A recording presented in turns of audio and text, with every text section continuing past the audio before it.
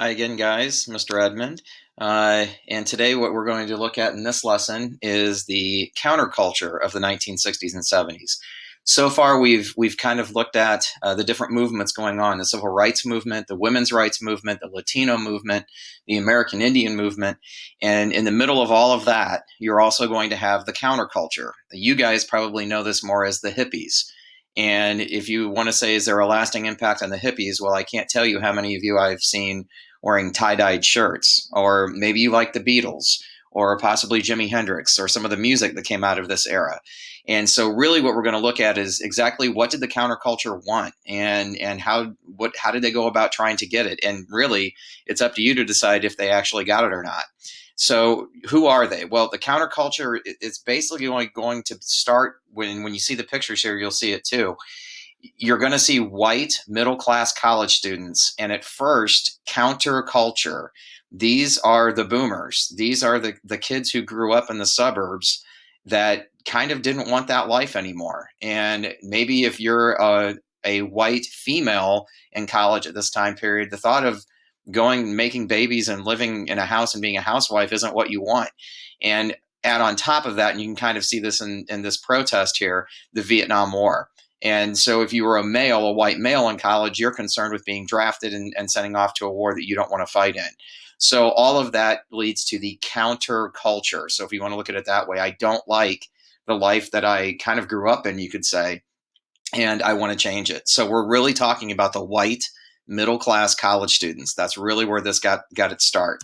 So where are they? Well, the easiest way to put it is the mecca of hippiedom, if you want to look at it that way, or the counterculture, became San Francisco and the Haight-Ashbury district. It's where you would have a lot of the counterculture go. It's where you would see a lot of tie-dye, a lot of basically scenes like this. If you're laughing right now, these would probably be your grandparents, this generation.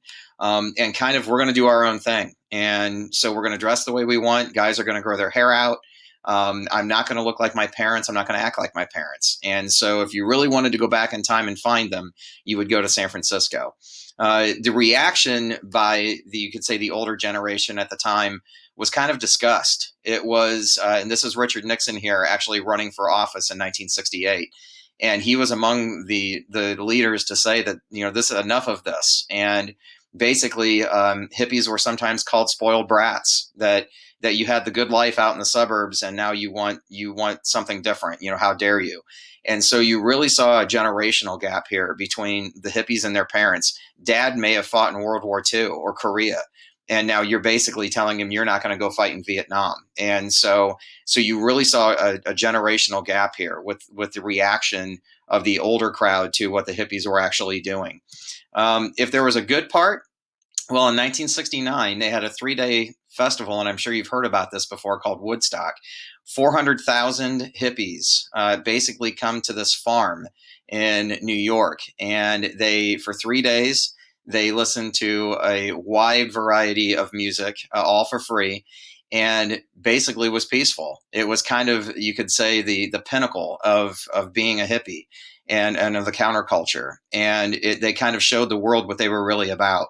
And if you look at any videos on YouTube of Woodstock, it's music, it's peaceful, it's everybody getting along together for 3 days. And so it was kind of their way of showing exactly the peace, love, happiness that you hear about. That's really what we're talking about when we talk about Woodstock.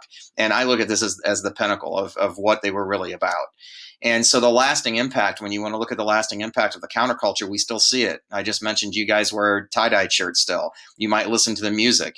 You might see a difference in the way we think about things and the way we view society.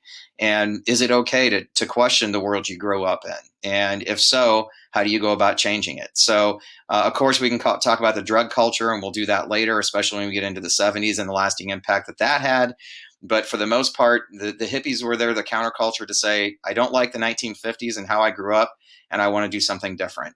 And that's really the essence of the counterculture.